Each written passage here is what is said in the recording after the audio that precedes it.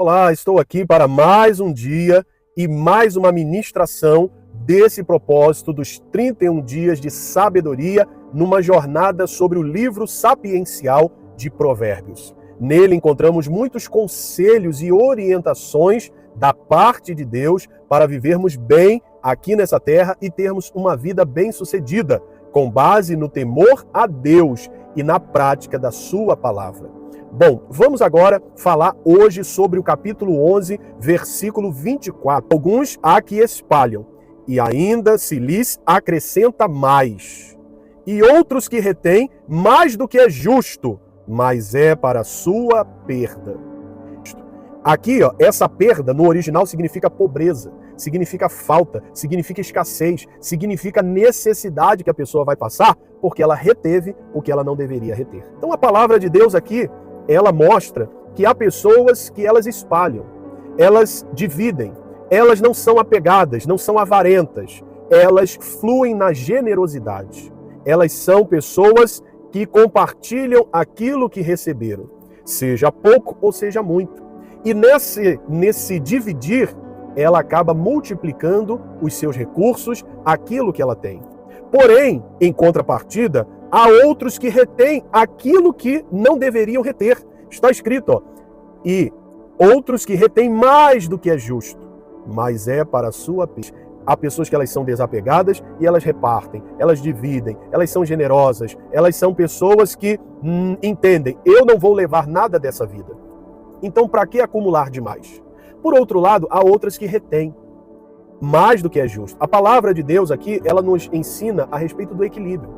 Ela não está dizendo para você ser uma pessoa que vai ajudar todo mundo e se prejudicar por isso, mas, por outro lado, ela fala de pessoas que poderiam ajudar outras e não fazem. Tiago vai dizer que aquele que sabe fazer o bem e não faz, peca. Então, o livro sapiencial de Provérbios, ele nos ensina que devemos nos desprender, nos desapegar, porque não levaremos nada dessa vida. Certa vez, Jó disse o quê? Nu saí do ventre da minha mãe, e nu voltarei para lá. Deus me deu, Deus tomou. Bendito seja o nome do Senhor. Jó tinha certeza, tudo que eu tenho foi Deus que me deu. E a hora que ele quiser retirar, ele retira. O importante é saber que o meu coração não vai se perder. O meu coração não está nessas coisas. Recordo-me também de um jovem que chegou para Jesus e disse para ele, bom mestre, o que farei para herdar a vida eterna? E Jesus, resumindo a história, vai dizer para ele no final, depois que ele disse que praticava os mandamentos, Jesus fala para ele, vai, vende tudo que você tem e dê aos pobres, e você terá um tesouro nos céus. E você estará na eternidade. Não significa que aquilo ali é um padrão para todos que são abastados. Não significa que aquilo é um padrão para todos os ricos. Pelo contrário, há muitos ricos que conquistaram com a bênção de Deus. Hoje prosperaram suas empresas, seus negócios, seus recursos, até para que eles sejam colunas da obra de Deus, para que eles possam agir com generosidade. Então Deus não quer que essas pessoas abram mão de tudo que elas conquistaram com a bênção dele. Pelo contrário, Deus é contra o apego, a avareza. Pessoas que podem ajudar, mas não querem ajudar. Não ajudam a obra de Deus, não ajudam o seu próximo, não fazem nada nem pela família, pelos seus familiares. Pessoas que só querem acumular. E certa vez Jesus também falou que um homem, ele preparou o celeiro para guardar a sua colheita. E aí o Senhor vai dizer, louco, esta noite te pedirão a sua alma. Para quem você vai oferecer? Ou seja, você está retendo tanto, você está acumulando tanto, você esqueceu que a sua vida aqui é passageira? A nossa vida aqui é curta. Para que tanto apego? Há pessoas que precisam desapegar.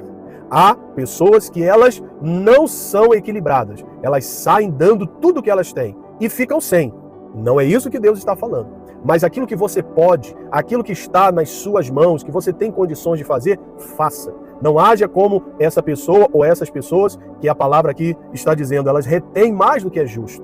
Elas querem segurar mais do que elas deveriam segurar. Elas querem acumular mais do que elas deveriam acumular. Muitas histórias de bilionários que entenderam que agora, depois de acumularem tantos bilhões, eles devem repartir. Não adianta nada, eles não vão levar todo esse dinheiro, todo esse recurso para a eternidade. É para ser desfrutado aqui, é para abençoar aqui, é para repartir aqui, espalhar. É interessante que aqui a Bíblia não está falando sobre desperdiçar. Ela está falando para você investir na vida de outras pessoas. E quando você vai espalhando, vai investindo, o que acontece? Aquilo vai trazer retornos para você. Aquilo vai voltar para você. E quando eu fui lá em Israel, eu pude visitar tanto o Mar da Galileia como o Mar Morto. O que eu pude perceber? O Mar da Galileia é um lugar onde você consegue pescar. Jesus mostrou isso quando ele aqui esteve, na pesca maravilhosa. Pedro lançou a rede e ali ele colheu abundantemente. E tantas outras pessoas pescavam e ainda pescam lá. Mas no Mar Morto ninguém pesca. E o que diferencia um do outro, uma água da outra? O Mar da Galileia, ele não retém, ele rega outros lugares através do Rio Jordão.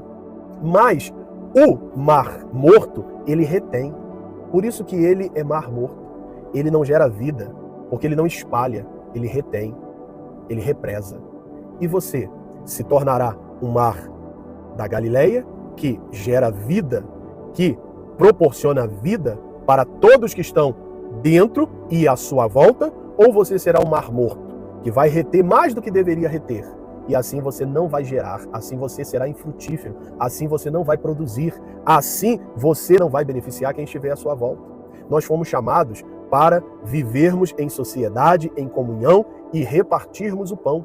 Uma das características da igreja primitiva, e esse era um dos motivos pelos quais ela crescia, é que todos viviam unidos no partir do pão. Havia comunhão, havia espalhar, repartir, dividir, compartilhar. E hoje muitos acham que estão vivendo o cristianismo, vivendo o evangelho, mas não querem repartir, não querem compartilhar, não querem abençoar aqueles que estão à sua volta. Eu poderia citar vários exemplos aqui de vários momentos em que eu abençoei vidas, abençoei a obra de Deus e aquilo ali voltou para mim multiplicado.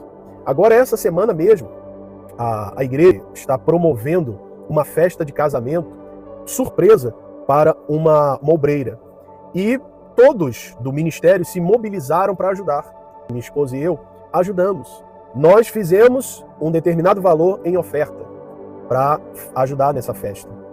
Deus usou um familiar meu para me abençoar com mais de 10 vezes o valor que nós abençoamos aquela festa, aquela irmã. E a irmã nem sabe, ou seja, ela não vai nos retribuir, mas Deus já nos retribuiu. E assim eu tenho vários, já compartilhei até alguns aqui, exemplos de momentos em que eu compartilhei, eu ajudei, às vezes até sem poder, não estou podendo agora, não está sobrando, mas sentimos de Deus e fizemos com amor. E Deus, no mesmo dia ou no dia seguinte, já nos retribuiu muitas vezes mais aquilo que fizemos. Isso é o cumprimento da palavra, é o que está escrito. Alguns há que espalham, que compartilham, que abençoam, e ainda se lhes acrescenta mais. Era para ser o contrário, a pessoa espalhou, ela dividiu, diminuiu para ela. Não, não diminui. A palavra está dizendo que a pessoa vai ter mais. Vai diminuir para aquele que retém mais do que é justo. Significa necessidade que a pessoa vai passar porque ela reteve o que ela não deveria reter. Guarde essa palavra de sabedoria no seu coração e, se você não praticou a generosidade hoje, pratique. Pratique ainda essa semana, esse mês, abençoe, porque mais bem-aventurada coisa é dar do que receber. É melhor você estar na posição de abençoar, de dar, de espalhar, de compartilhar, do que estar na posição de ter que receber. É ou não é? Se você hoje está na posição de ter condições de abençoar, mesmo que você tenha pouco, reparta um pouco, compartilhe um pouco, e você verá que o que estiver na sua mão, que aquilo que ficou em suas mãos, se multiplicará com a bênção de Deus do céu sobre a sua vida. Fique na paz, Deus abençoe e até o próximo vídeo.